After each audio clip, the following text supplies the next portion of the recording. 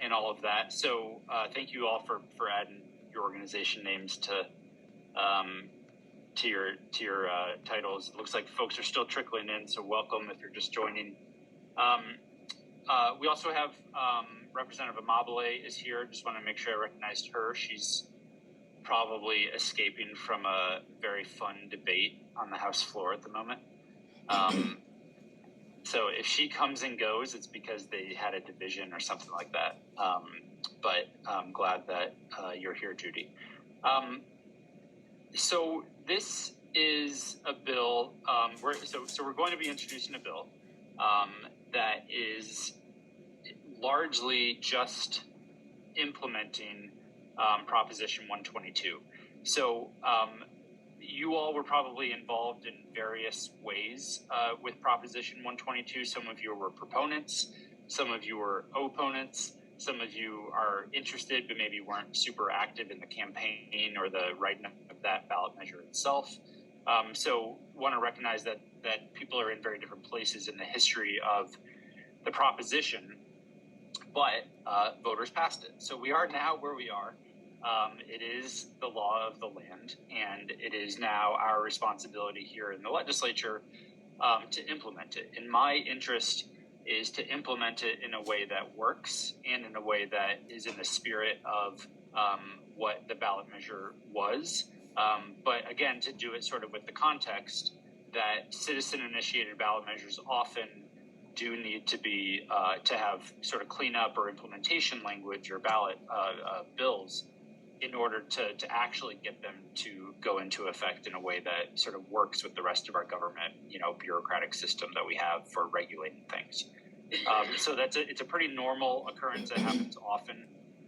For instance, Proposition 123, the affordable housing ballot measure that also passed, is also going to have implementing legislation this session, just because there are inevitably always things that need to be fixed or sort of reframed or rehoused in different areas of statute.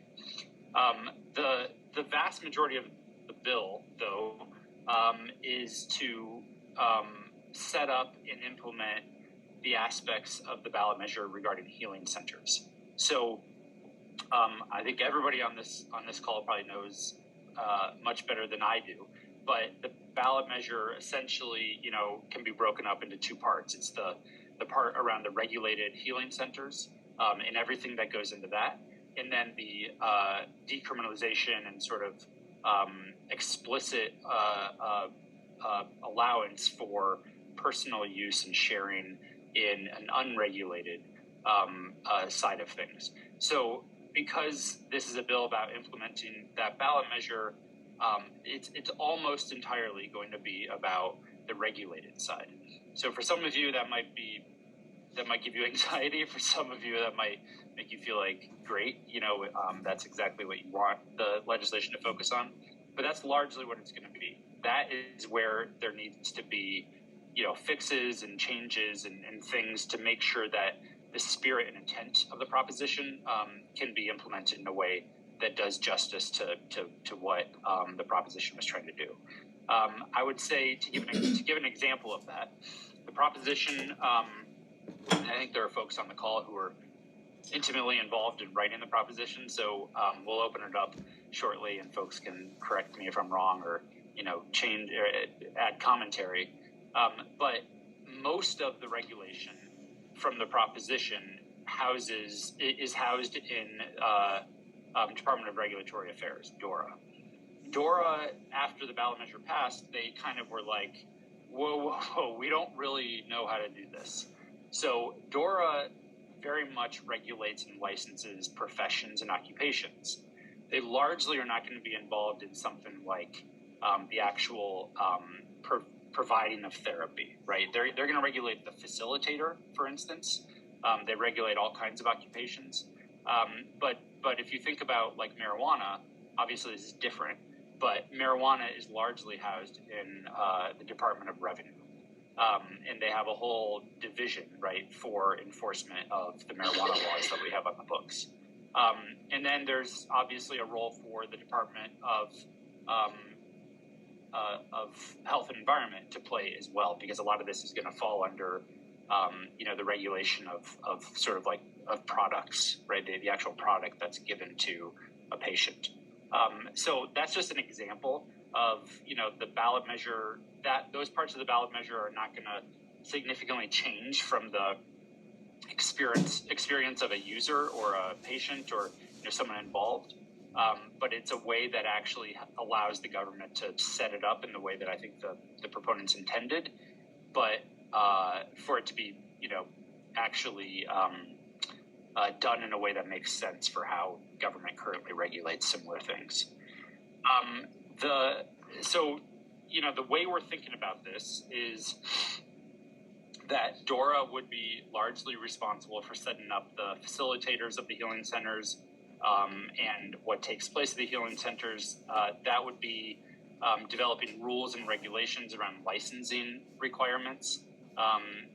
That's a lot of what they do is sort of like create standards and actually provide the licenses itself.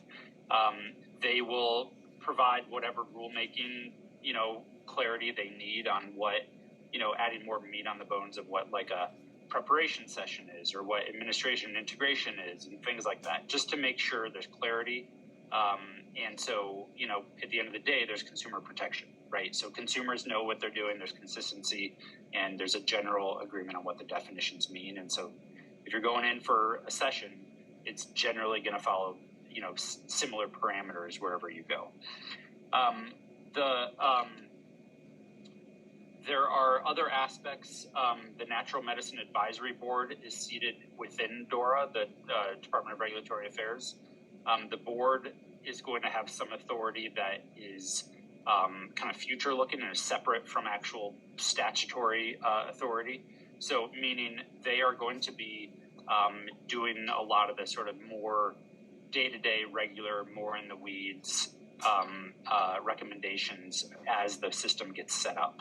And that has to do with, for instance, the if and when additional natural medicines are used in the regulatory setting. So in the short term, it's just psilocybin, but it can expand to the other substances. And so they're really tasked with a lot of that research and doing that work to sort of provide a recommendation to the department. They are going to be tasked with, developing educational campaigns related to natural medicine. So making sure there's like engagement out there around what it means, what it is, what the options are for consumers, why it's not something that, you want to provide to children, for instance, right? Like if you think about some of the billboards and things after Amendment 64 around sort of driving while impaired or whatever, it's just, they're generally going to be tasked with thinking through that type of thing as this gets set up, and there's going to be a lot of sort of consumer and, general public education that's required. They will also, the board will be required to publish a public annual report detailing the recommendations and advice that they provide to DORA, the licensing authority, and the General Assembly, so the legislature. So their meetings are all public. They will be noticed, and there's, I don't know exactly how they're set up or going to be set up, but I assume there will be opportunities for public input and testimony and things like that. And then everything that they do will be, all the formal recommendations they provide will be put into reports and sort of provided, in a succinct manner. What we're thinking would live elsewhere in terms of regulation, as I said, the Department of Revenue is going to have a portion of it as well. The idea is that they would actually be the ones responsible for licensing the healing center, so not the facilitator, right, but the actual center itself. That's more in their wheelhouse. The bill will establish them as the licensing authority, which is tasked with regulating and licensing the different aspects, so cultivation, manufacturing, testing, storage, distribution, transport, transfer. There's a lot of aspects that come into this. To be, if my memory is correct, the proposition, kind of treated everything as one type of license. The way that the department treats the regulated marijuana side of things is there's different types of licenses, right? There's medicinal, there's recreational, there's cultivators, there's dispensaries, etc. It's probably not going to be that complicated because there's no really consumer-facing commercial side to this. But there are probably going to be some nuances to different types of licenses so people know what they can and can't do. Like if you're a cultivator, you know, you might have questions on if you can facilitate sessions in the space that you cultivate, rather than and so the thinking is there should be a separate license for that rather than one license that allows you to do everything. So the right types of regulations applies to only the right people, and it's not burdensome.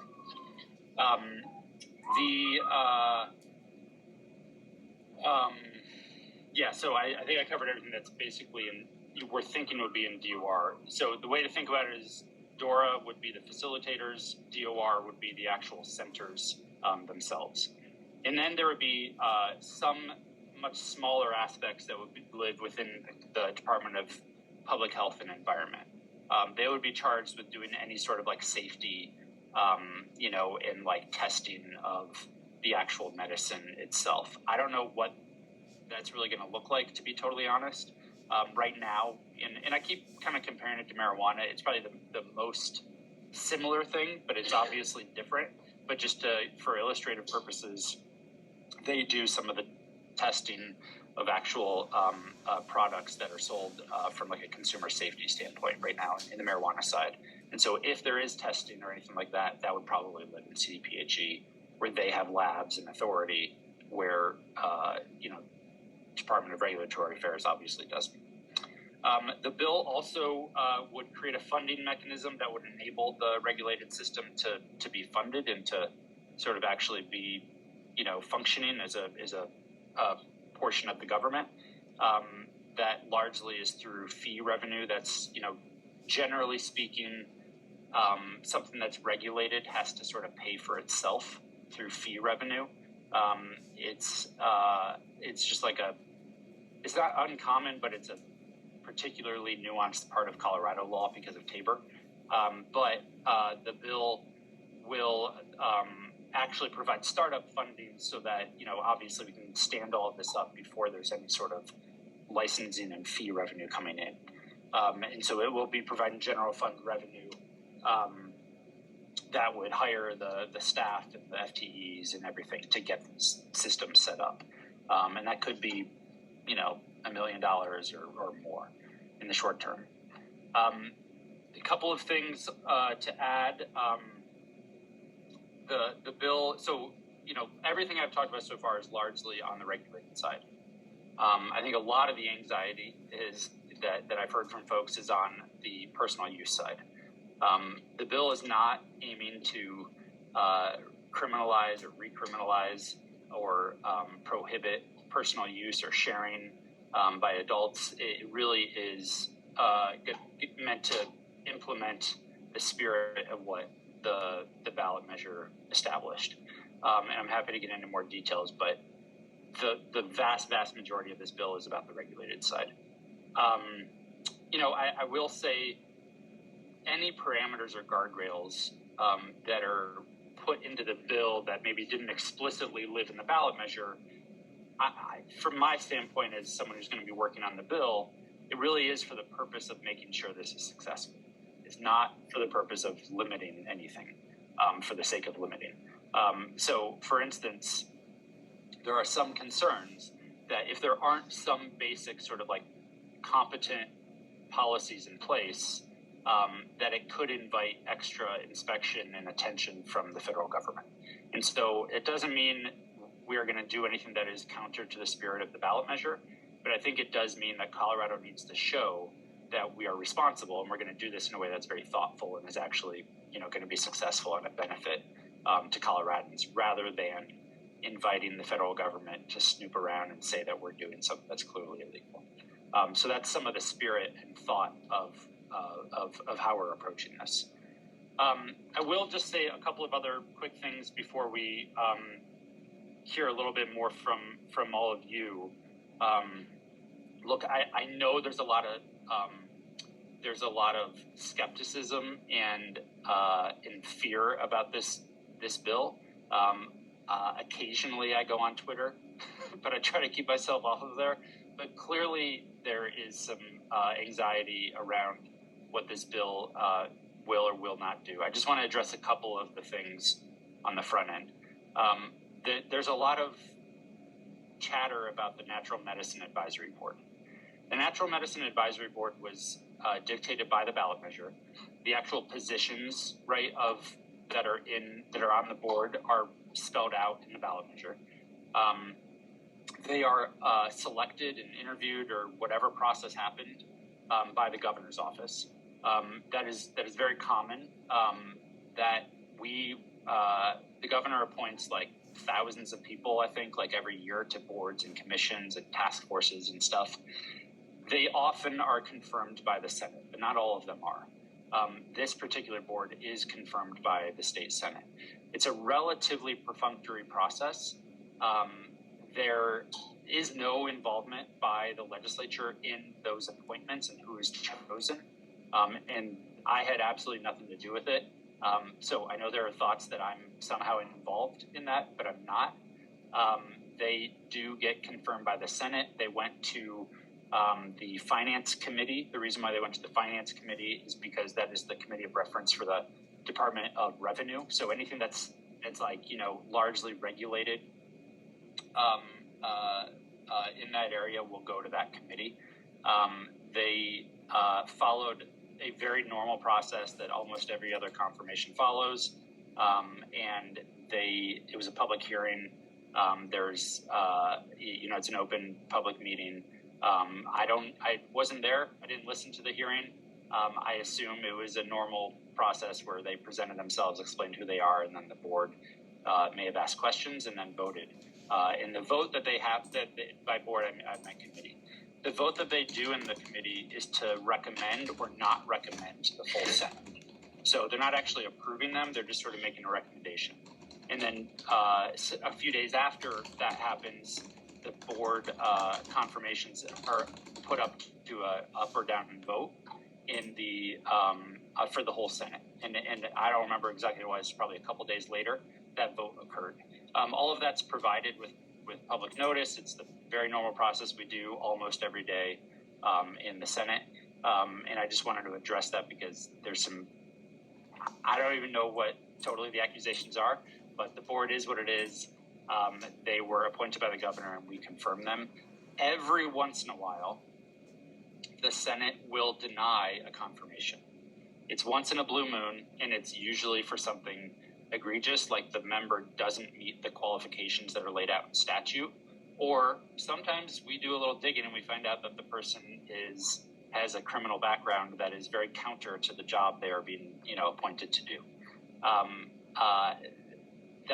That normal process happened for these applicants, and I don't think any of the 35 senators had any issues with any of them, and they all were approved unanimously in the Senate. There's also, I know, a lot of anxiety around, feelings that the intention here is to recriminalize something that the ballot measure decriminalized. We are not criminalizing personal use or sharing. There is an obvious tension there around sort of the definition of personal use and sharing. And I think that's a normal thing that is just going to be sort of a tension that is probably going to exist for a long time and is not going to start or end with this implementing bill. But I'm guessing there will be future legislation around this topic, and that's going to continue to just be something in the public realm in the legislature because it's not defined super concretely in the proposition. And I think everybody is going to have lots of thoughts on if we do try to define it very concretely. And so I don't think that's something we're going to solve in this ballot measure. I think it's just going to evolve over time. And the hope is that it isn't something that needs to be defined that concretely because there isn't a big problem.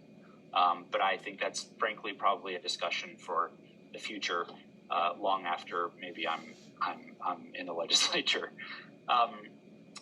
Let's see. There have also been some connection to Senate Bill 109, which is a totally separate bill. I don't know why there's a connection being made. I voted no on that bill. That was not something I supported. That was about drug-induced homicide and is largely about illegal drugs that are obtained illegally that cause death. And it was a very sensitive and difficult debate for a lot of people because of how serious of an issue that is, and the sensitivities around substance use that is happening in our communities, and the fact that it is resulting in a lot of people dying. But again, I voted no on that bill. That bill, I don't think, has any connection to this bill or the proposition. I think they're totally unrelated, and there's no, as far as I know, there's no connection. But either way, if people think there is, I didn't support that bill, so I'm not trying to link these things in any way. I will just lastly say, look, we can all have opinions and disagree and agree and think things should move forward in a different way. But my ask is just that everybody does it with respect and, acknowledgement that and maybe you don't agree, but I don't think anybody is coming at this with any bad intentions. And I think everyone on this call, I assume, wants to see this proposition be implemented in a successful manner to provide a lot of really good resources and support for people who are going to need it. So that's what I'll say about the content and all of that. Just to give you a quick rundown on the timeline. We don't yet have a draft. When we do, we will share it to folks. It's not going to be a secret. We'll share it before it's introduced and, read across the desk in the Senate. We are happy to hear feedback every step of the way. And, what I will say is whatever draft we share, we expect will change pretty much every step. So those steps are, it's introduced in the Senate. It will then shortly after that be heard in a Senate committee. Oftentimes that's within a week of it being introduced, but that's just its first committee.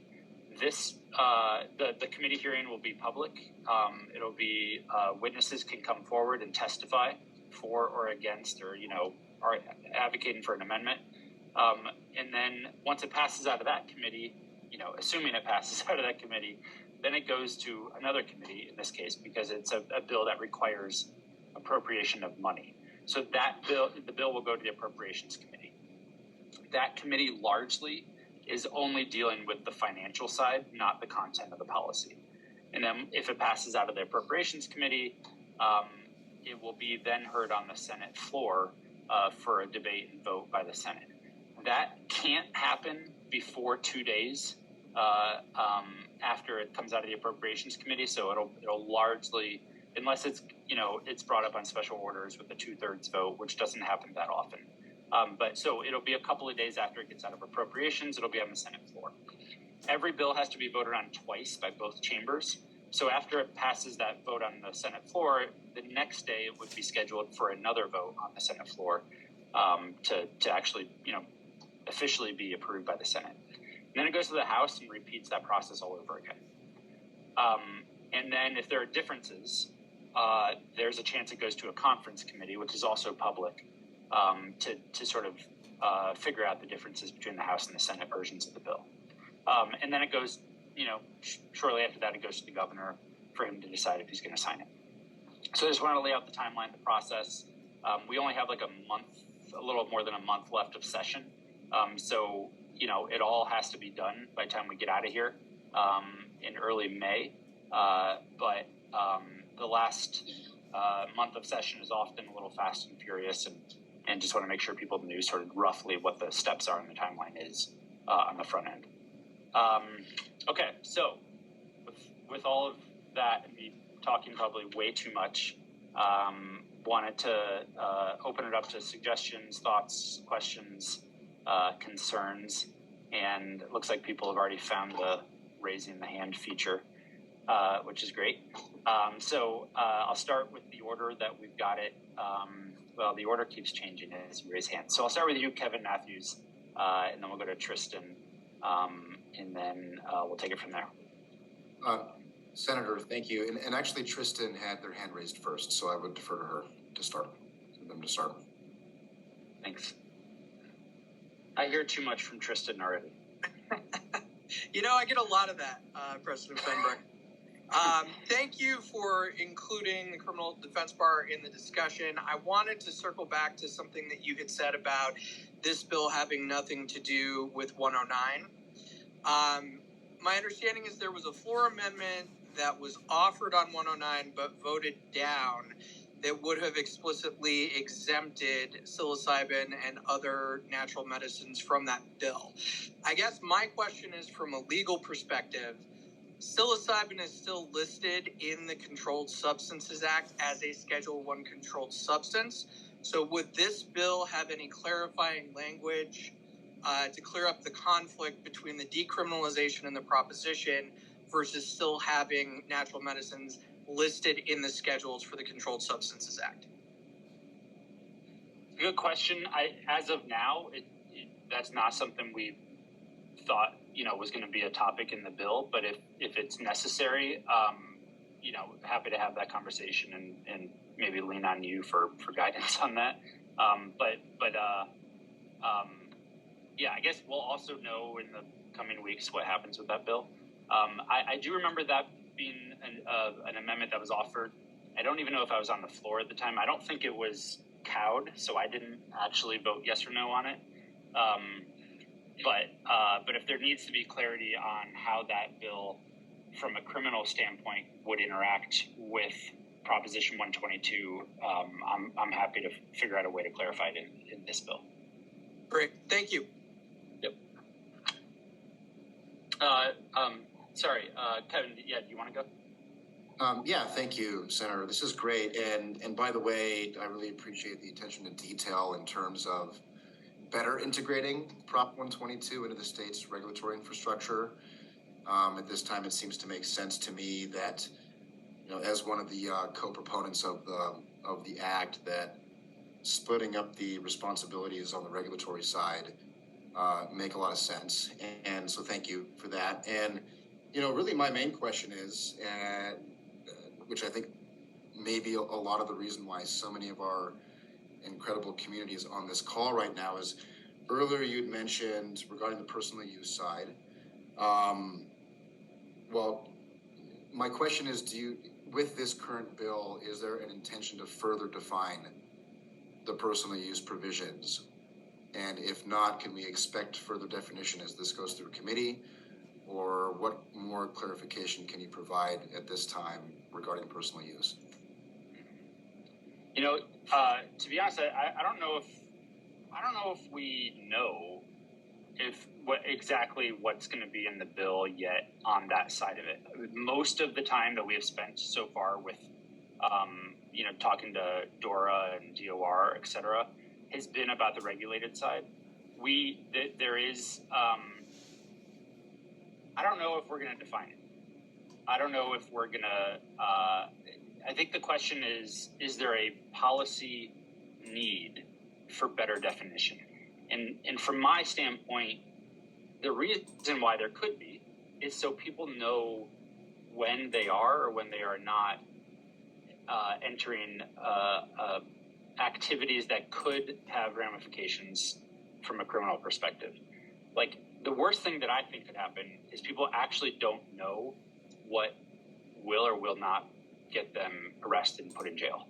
I think it's best if it's clear.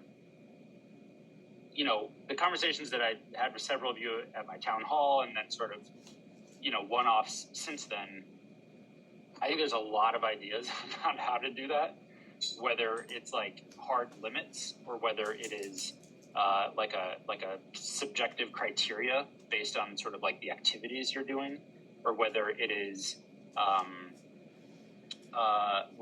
about certain aspects of it, only on cultivation or only on transport, but not on possession, or it runs the gamut. And I think folks on this call all have a variety of opinions on the best way to do it so there aren't negative consequences. I think my concern is that being silent on it and letting it be what it is from the proposition, they could have negative consequences on people also, because law enforcement, sometimes when there's discretion, they get overzealous, right? So I think that's where a concern of mine lives.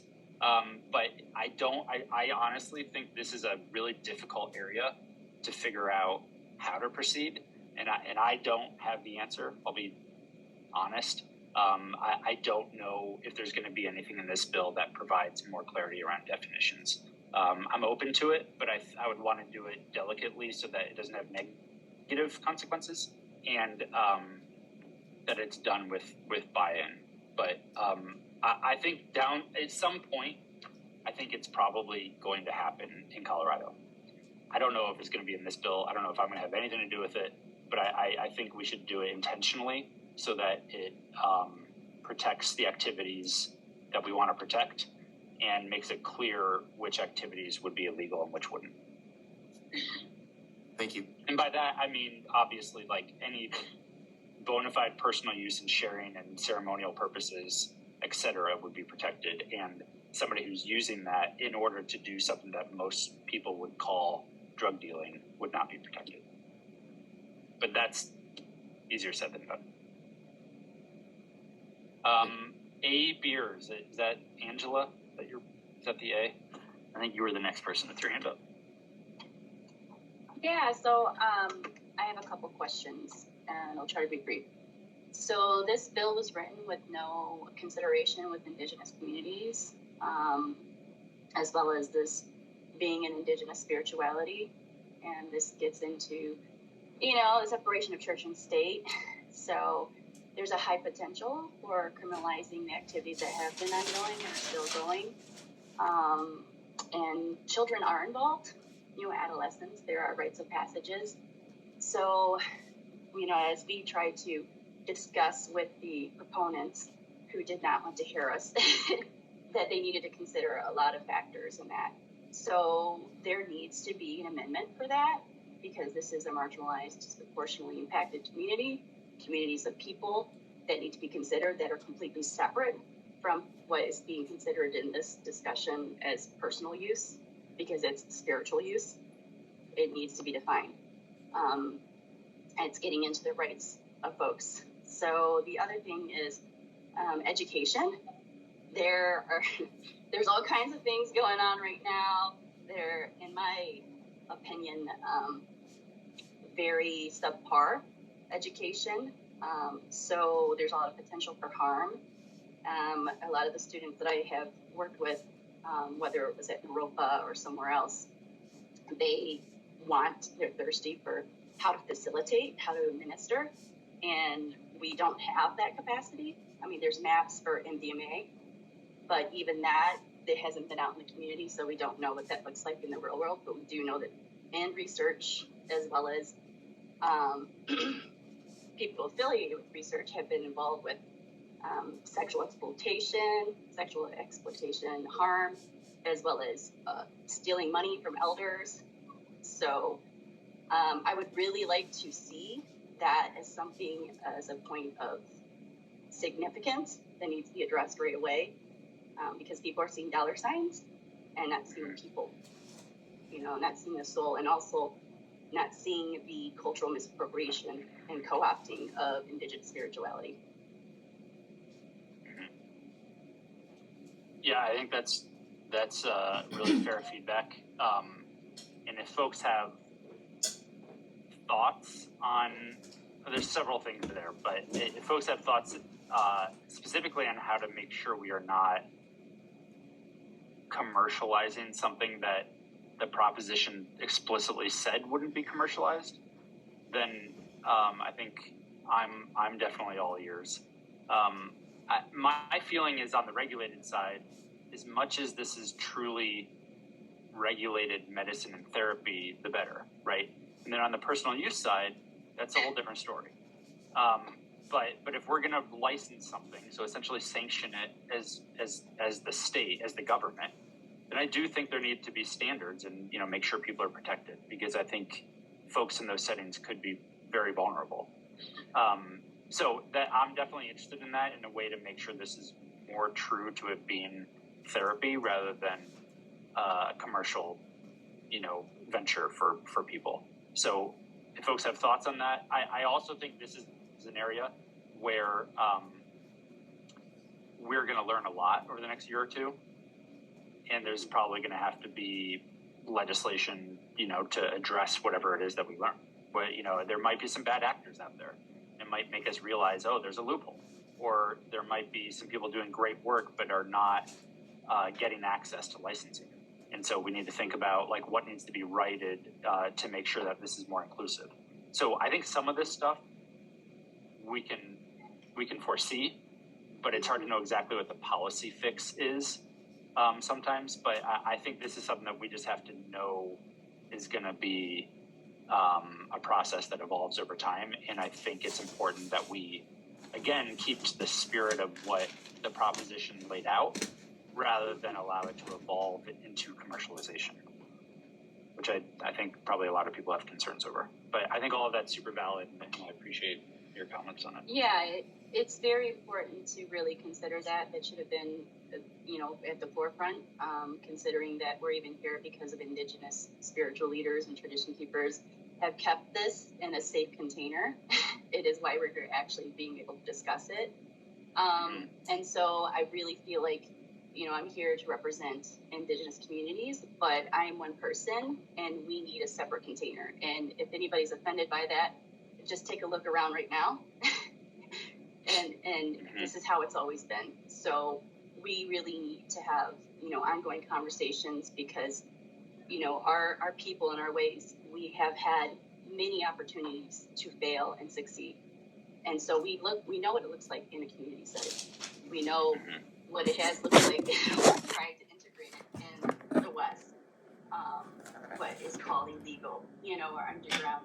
So, if you're having conversations with people who, have theories about research they've read or that they've been in research, which is a very controlled container, it's not the same. It's truly not the same. So just as myself as a psychologist, I learn constantly from my clients. If we're looking at the criminalized system the way it has been, the way my family has been impacted, criminals have a lot to say, whether they have been charged or they have been looked at from the system as a criminal from their activities that were not legislated and approved.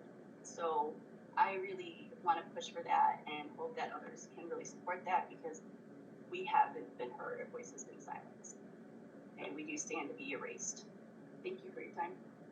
Yeah. Well, and just a quick comment on that.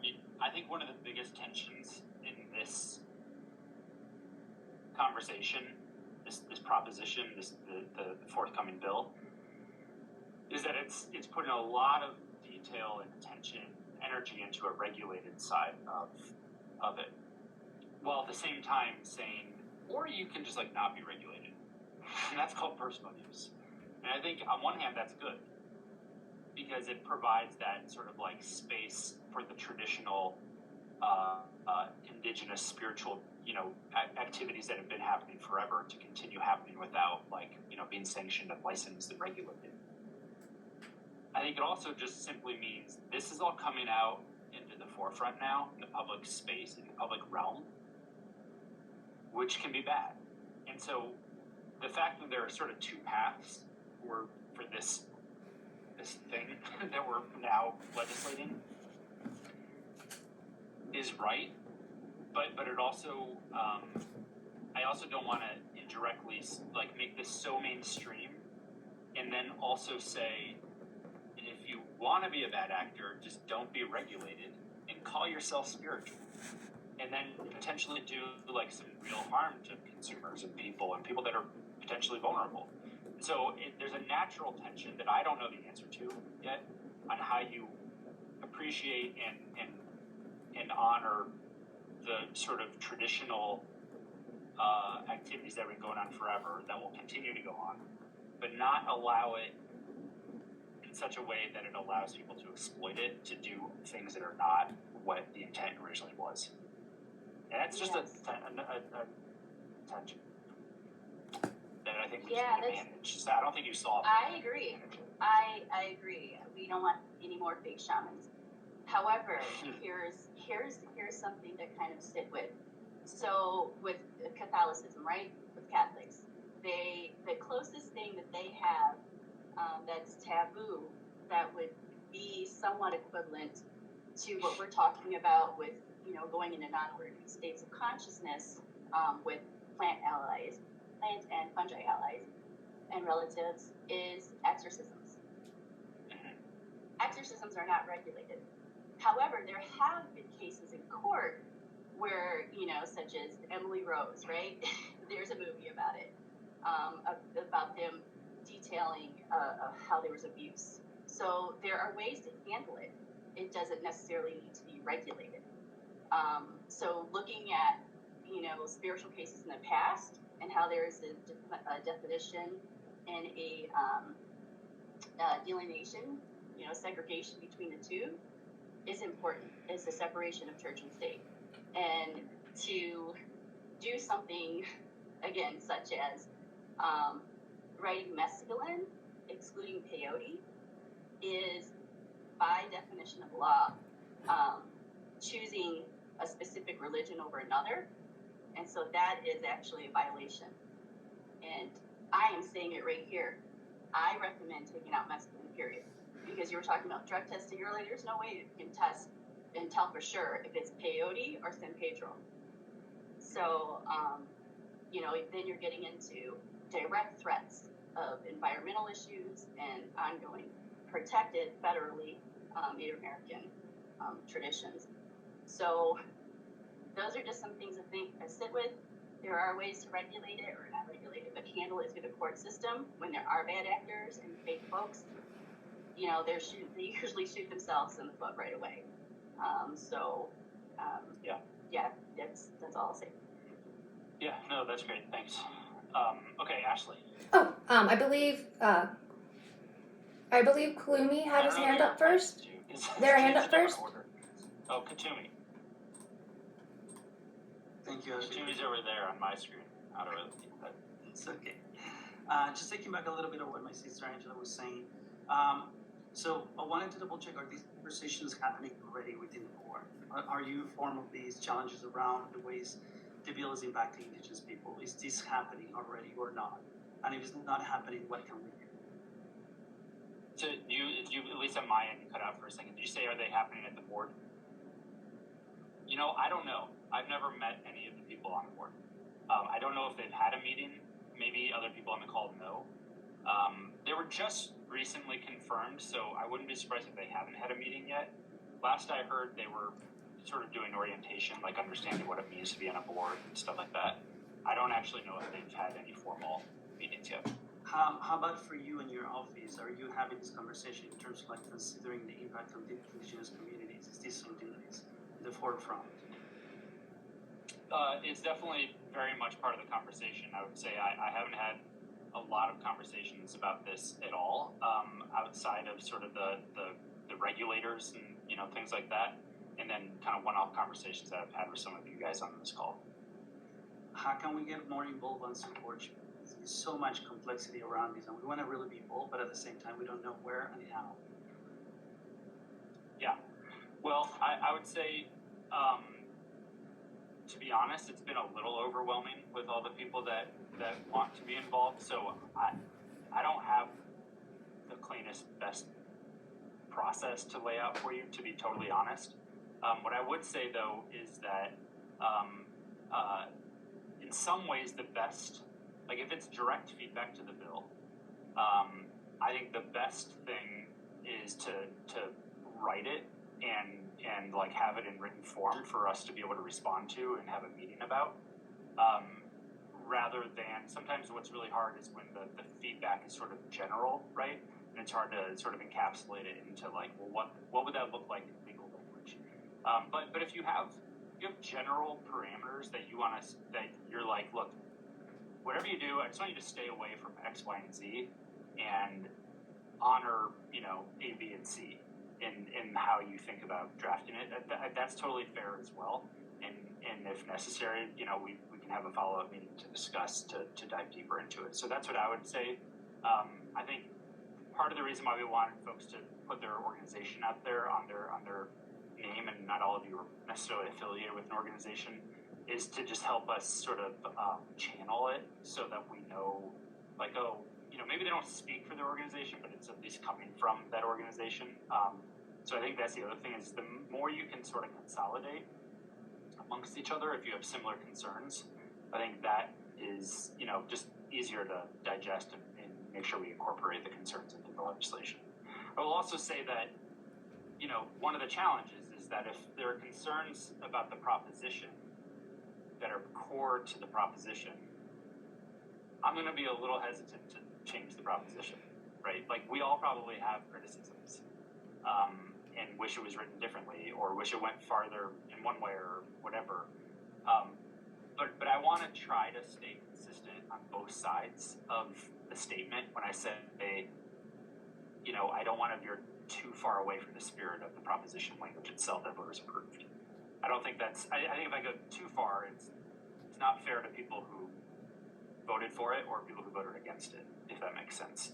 So that's an acknowledgement that this is implementing language, not the last conversation on what natural medicine looks like in Colorado, if that makes sense.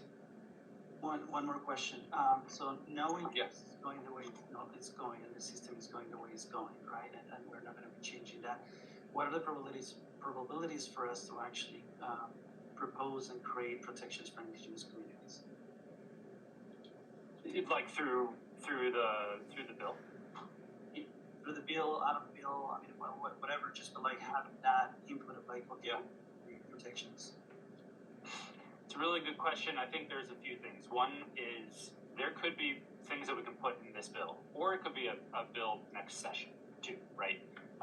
Like, again, we're at the very, very beginning of this journey for when it comes to like regulation and sort of like legislating around this. But there could be things that we can put into this bill that I think add detail to what I think the proposition was attempting to do when it comes to indigenous communities in some ways. The other area is engaging with the board, and that's somewhat out of my domain. Like, I don't know when they have meetings and stuff like that, but they are public meetings, and they by law, have to be accessible. So I think the other aspect is sort of doing the normal, citizen engagement with the advisory board too. The other thing is, I should mention is, this is implementing legislation.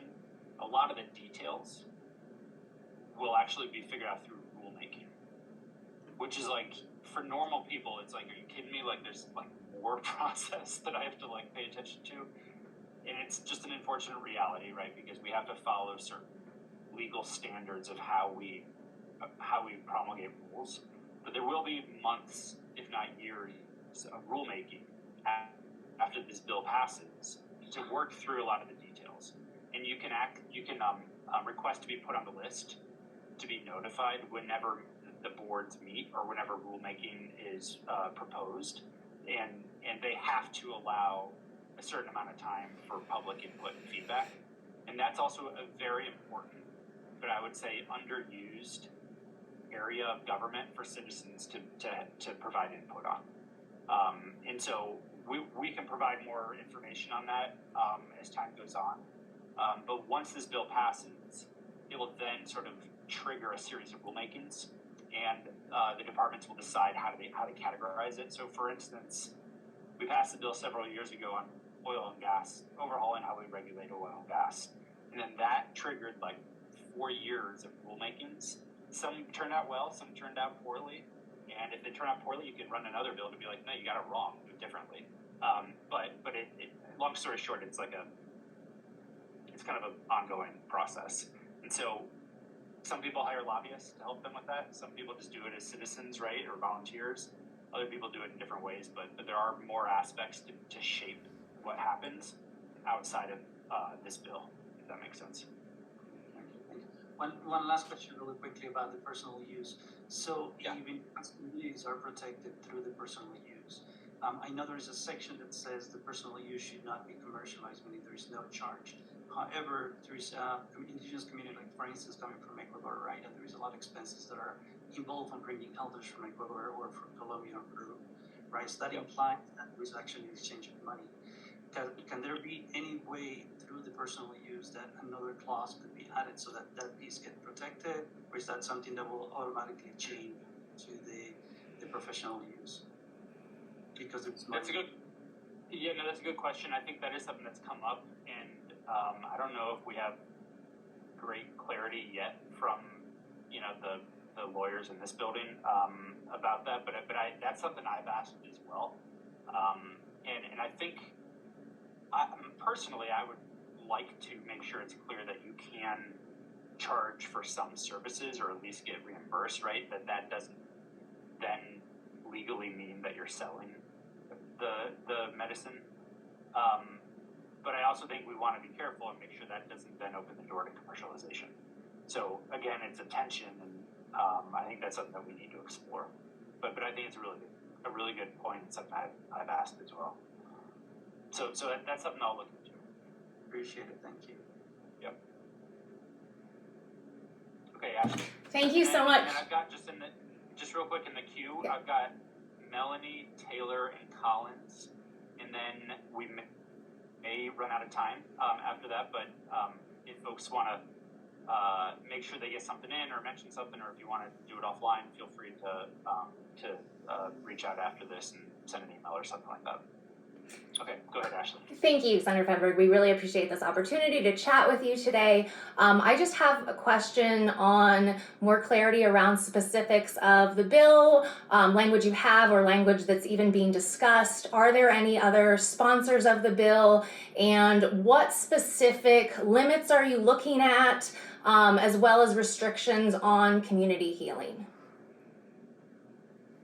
So, in terms of other sponsors, yeah, she's still here. She is very interested in the issue as well. I don't think we've made any formal, decisions, but I think she's interested in being the House sponsor.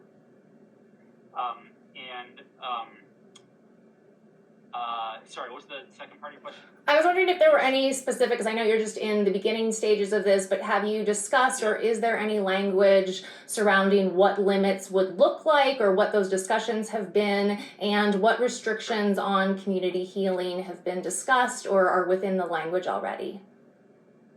Yep. So on the limits, I would say, actually, I don't know if there are going to be limits, and I haven't figured out what limits would be that would make sense. It's honestly something I think about all the time, and I haven't figured it out, and there's no great model, right? As some of you were in my town hall, it's something we discussed, but it doesn't mean this bill is going to have hard limits and they're going to be X. I think it's an ongoing conversation. I'm not necessarily hopeful we're going to solve it this year, and so it probably won't be in the bill in one way or another. There could be nibbling around the edges to provide a little clarity to law enforcement for extreme cases. I don't know what that would even look like exactly, but the options are an actual weight limit. I think there's all kinds of problems with that, right? Because everyone has different definitions of what that should be, or thoughts on what that should be. For sharing and community use, the limits would obviously need to be very different than if it's just one person. And so how do you legislate that? It's very difficult. And so I don't have that answer. And I feel like if you do a hard limit, the limit would have to be pretty big, right, to account for all that variety of situations. And then I have a concern that you put a very large limit in law, and then the federal government is like, wait, what? You consider 20 pounds of mushrooms to be personal use? No, that's not reasonable, right? So I have skepticism of putting a number limit in law, because I think you're caught sort of too big, too small, and there are ramifications for both. I think then there are different ways to go about it. Maybe it's not a possession limit, maybe it's a cultivation limit. And if you're cultivating over a certain amount, then you probably do need to get a license to be a cultivator. It doesn't mean you can't do it. It just means you need to be licensed or something. So maybe there's under a certain amount. I think Matthew, you mentioned this in my town hall. it's like clearly under a certain amount, it's obviously personal use. Over a certain amount, it depends, and it depends on a couple of criteria. Like, are you part of a community? Are you, is it being used for ceremonial purposes, etc. Right? So I don't know that we're going to actually answer these questions in this bill, and maybe sometimes I'm too honest, and that makes people freak out because they know I'm thinking about stuff like limits. But I don't have an answer, and I don't know that we're going to get there in the next 30 days, and then it's going to be in the bill. I think it might be an ongoing conversation. Maybe it's like a process, like a group of folks that's inclusive that actually discusses this over the next year. And maybe there's recommendations. Maybe the recommendations say it's problematic, don't even touch limits. Maybe the recommendations say, actually, we figured out a system, and here's our explanation, our recommendation, and then the legislature later considers it. So those are all the ideas that I just sort of vomited on you, but I don't know that there's going to be an answer to that question in this bill, or if there even is an answer. I think it's another one of those things that now that this is explicitly decriminalized and some of it's going to be regulated, I think it's a question that's going to keep coming up. And someday maybe someone's going to solve it. I don't know if it's going to happen in this bill. Okay, thank That you. makes sense. And then, are there any talks to restrict community healing? Can you say more about that? What do you mean by that? And so, what another thing 122 did under the personal use section was allow us to heal in community, to offer education, guidance, and support through spiritual coaching. And so I'm wondering if that's, with the regulated model, something that you're talking about restricting under personal use as well. I don't think so. I don't think that's. I think the way that's in the proposition is that's within personal use, Yeah. like you said. Mm-hmm. So that wouldn't be a regulated Right. side. I think maybe it's in this bill, maybe it's in the future. But I going back to what I said before, I think we want to figure out some way to decide when someone is presenting themselves as essentially a regulated occupation, even though they're not regulated. Right. So and I think that could be problematic for all kinds of reasons that I'm sure you all understand. But you can't call yourself a psychologist unless you're a psychologist or whatever. That's the person. That's the reason of regulating occupations. So it's something that I think we're going to have to navigate. But I don't. And my only intention, if we ever do navigate that, is for consumer protection and for making sure that the regular people know when something is bona fide, when something is more ceremonial, and then when something is snake oil. Okay. Thank you so much. Melanie, I think we're next.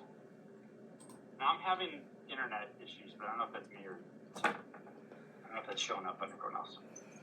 I'm just going to jump in for 1 second. It's been a great conversation. Yeah. I have to go, but I look forward to continuing the conversation. Great. Thanks, Judy.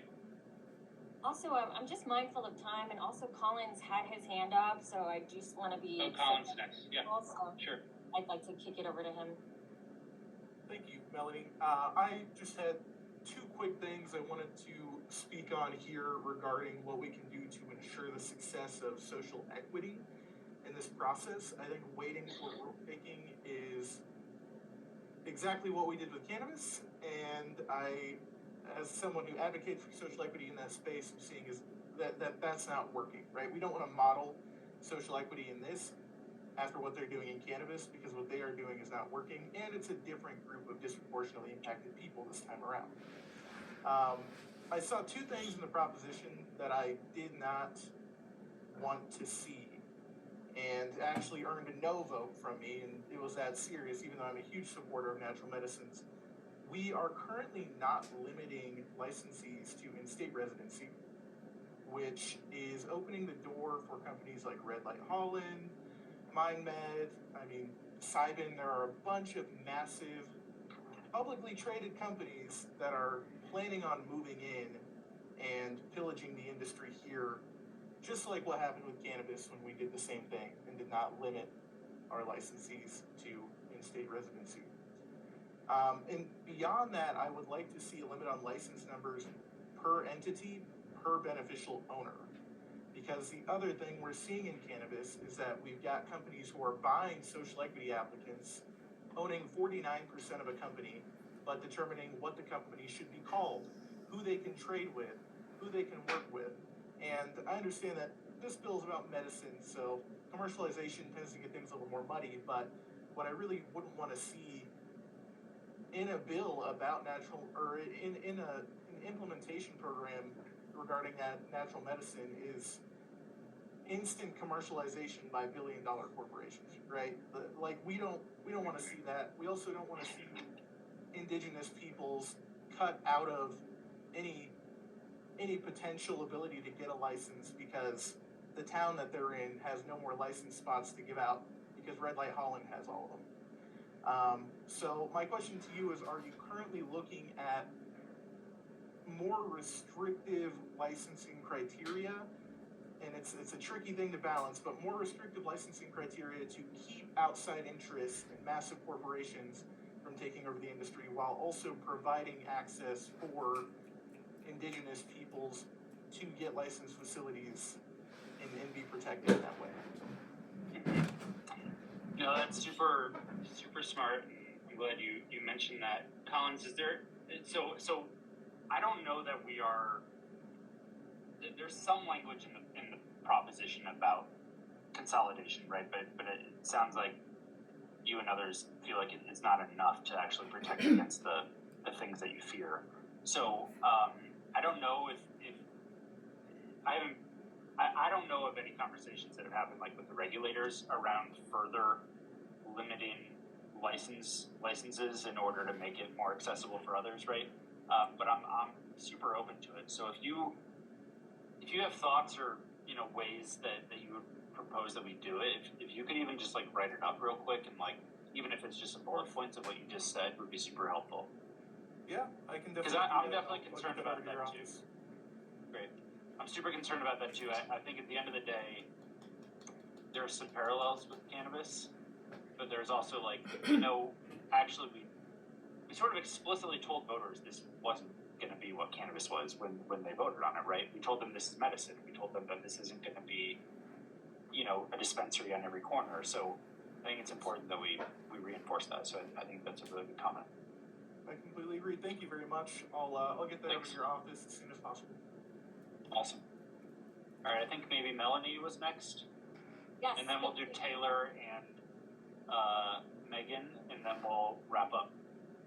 Thank you so much. And I definitely, Melanie Rose Rogers, and I definitely share the same sentiments as Collins had provided. I've just been watching, with the cannabis industry, how as much as we compare it to that, there definitely needs to be, we need to learn from those lessons. And one of them is, equitable access. And even like, Dr. Beer said, like looking at who's in this room and who's in that stakeholder process. And with that, I would like to propose like a community-led task force. I know we have the National Advisory Board and we have DORA, but then who represents actually the needs of the community here at a greater level? And there's a lot of that, right now, and so that's just what I would like to kind of propose, is that some of us, especially in the community, were left out, even when the proponents brought forth the NMHA. And that is why it's heavily, there's like some conflict and an actual like transparency of like who has special interests, who has corporate ties. And I want us to also be mindful of the balance of power, even like on this call, and who is able to have lobbyists and people in the governor's ear right now. And I'm just gonna, point to the friends at the Healing Advocacy Fund of how they earned that seat to be, in executive chambers offices, and then the community sees this, but then who's representing our needs? And definitely, and in order for, I hear a lot from the proponents talking about equitable access, and I believe that is a buzzword right now, because then that would mean to include communities of color, communities harmed by the war on drugs, low-income communities, and I don't know how much the Healing Advocacy Fund or the proponents of the NMHA have actually done that process of bringing these folks involved. And so I really would love to talk about one, introducing a community-led task force so we can have actual inclusivity and actually keep it Colorado-centered led. We also know that there's a lot of out-of-state interest, you know, coming from Oregon and trying to tell us as Coloradans how to, you know, create the framework. And so just there's concerns there of how we need this to keep this within Colorado communities, prioritize our priorities. So again, echoing what Colin said about the licensing and out-of-state influence and power and money. And so that's my one point about a community task force that has actually the same, you know, that can bring recommendations forward on how we can regulate. And then also mindful of the harm reduction education that is also going to have to happen now that we decriminalized, you know, 5 medicines. And where is that in the budget? Because yes, there's all this focus on the regulated access as the proponents, you know, put forth in that measure. But what about harm reduction education and who's going to be paying for that? And that, I believe, has to come from community. We can't have the anti-drug rhetoric because look how far that's gotten us already. So those are just 2 big points for mine of just, and also just with the timing of the legislation, I'm glad to hear about the limits and knowing that, you know, this session, due to where it's at, maybe we don't put anything that's really like highly controversial within just a month, you know, between the session ending. So thank you. Those are my like 3 points. Is, community task force. We need to feel that we are being heard, and right now we haven't. And then 2, a budget public for harm reduction education outside of the regulated access model, and it has to come from community. And then 3rd, just yeah, that was it. Those are my 2 big points, and just like being mindful of the power and the influence right now, and like how can we, you know, really, you know, kind of properly put some balance to that. Thank you, Senator. Yeah, thanks, Melanie. That's great. Regarding the harm reduction education, let's chat more about it, just so I can get a better sense of you know, the details of that. Obviously, there's a lot of bills on substance abuse, harm reduction, etc. And I think in some ways, you know, that the conversation you're referring to maybe could better live in some of those other bills that have actual resources allocated. So it might not be about implementation of Prop 122. It might just be more, like you were saying, about harm reduction within the communities, not in the regulated side. So happy to chat more about that, to learn more about what you're saying. Okay. What about the community task force? Oh no, I think that's super interesting. I'm open to it. I think I would like to learn more about sort of the purpose and, you know, what the goal is. But yeah, I mean, I'm open to that. I'll be honest. I think your biggest opposition there is going to be the governor's office, because they not because of the content or the topic, but because they always push back when we create more task forces and boards that they have to run. And they obviously have one that they're running. I know a lot of people on this call probably disagree with who they chose, but we would just have to make sure it's distinct and separate, and that it has a purpose and how it's administered. Okay, thank you. Okay, I think Taylor and Megan, or maybe it's Megan, sorry, but Taylor, why don't you go next? Sure, thank you for the time, and you know, you guys are definitely have a challenge in place. I don't envy you. Definitely seems like the regulatory environment, and you guys are respectively in over your heads on a lot of this, and I think all of us here do want to make things easier. Speaking to Melanie's points, I mean, I'm very much steeped in the space of harm reduction and education around these, and I'm working with a number of academic institutions nationally, and it's really, really tough to know how to work with them long term when there's so much haziness and viscosity, kind of nebulous language around what's happening. I know that as far as my 2 concerns, I get a little bit uneasy when I hear, you know, there's no model and we turn to the federal government. I think that's a fiat argument as a local legislator in a federalism, that we can't really write law with the fear of federal oversight. I mean, we're part of a movement that is changing things, and your prerogative as a local lawmaker is a federalist one, which is state rights first.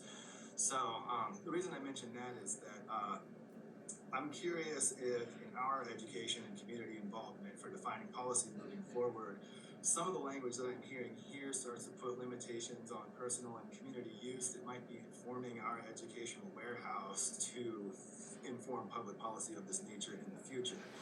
And so I'm curious if there has been any mind paid to how we are limiting the proper model to create for the nation by jumping too quick to define regulations when a lot of that educational content that can inform public policy is yet to come in. So are you saying jumping the gun and like moving too fast on the regulations on the regulated side or on personal use? Or both? Both. Yeah, I look at that as both. It's a community model. So I'll be totally honest, and I said this to some of you. I mean, my concern with the ballot measure was that it was moving too fast and it was forcing us to answer questions we weren't ready to answer. But the ballot measure passed, right? And so we are where we are. And I don't think, if I proposed slowing it down, I think I would get blown up for that, right? And then, you know what I mean? So it's like we're sort of caught here where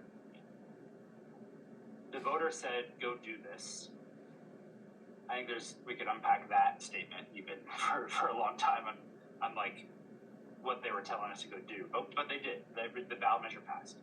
And we now are having to answer questions that like we've been talking about for the last hour or so. There are no like perfect, clean answers to, because generally speaking, a lot of this has already happened, right? And so, but now that we are in law saying we now regulate these activities, it's forcing us to ask questions that may have been better off not asking for at least a few more years. I don't know. So, but again, it's where we are. So I don't think I think we have to move forward on some of this regulation. I guess what I would say is my approach generally is going to be to not define too much in law and allow it to evolve through the regulatory side rather than the legislative side. Because that is, although it can be painful and slow, it's at least a little more responsive to input from the community, right? Because there are actual rulemaking processes. They have to follow the Procedures Act generally for when things are posted and like how much time there is for public input. It's not perfect by any means, but I would rather some of these questions to be pondered by the regulators and people who are in the community and impacted, rather than me and my 34 colleagues who at the end of the day really don't know very much about this topic. Thank you. And so as much as possible, I don't want to, put something, I don't want to etch something in stone if it's something that like really is going to evolve over time as we learn more, as licenses start getting issued, as law enforcement does something somewhere that makes us realize like we have to clarify what law enforcement can or can't do.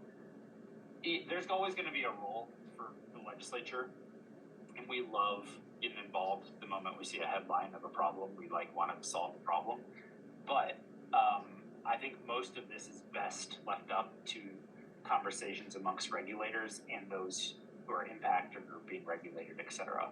And then when things break down or things need more clarity, it comes to the legislature. But just for whatever it's worth, my intention is not to get too far ahead of where the science or the research or the practical experience is telling us we should go. I know in your last town hall you had said that the voters didn't know what they voted for. I was wondering if you could expand on that. Is that where you still stand? Well, again, this might be an example of me being a little too open, but like generally speaking, I think voters don't understand all of the ramifications and what the details are for ballot measures, and that is not just for this ballot measure. I think that's across the board, because a lot of it is complex. Because we have the process that we have, the title of the ballot measure is what they're voting on, but the details you have to go find online somewhere. Most people don't even know where to find it. So the title is a concept, and the details are actually, I think, where most of you all even have criticism and thoughts and ideas on how it could be different. And if you were paying attention during the election season, you thought this was probably only about veterans, because that's what the TV ads were about. And I mean, I'm not speaking for everybody. I'm not speaking for all millions of voters. But I think a lot of voters were like, yeah, that's that thing for like making sure veterans with PTSD, right? Because someone did polling, and the polling told them what was the best thing to communicate. And so that's what they communicate. That's what people do. That's how campaigns work. But I don't think that's the best process for citizens to have an engaged, intentional conversation about where we should go on this stuff. And that's kind of what I mean. I think the details of the ballot measure are where there's probably most criticism and feedback, not on the title, and the title is actually what people voted on, if that makes sense. All right. Megan, you want to close this out?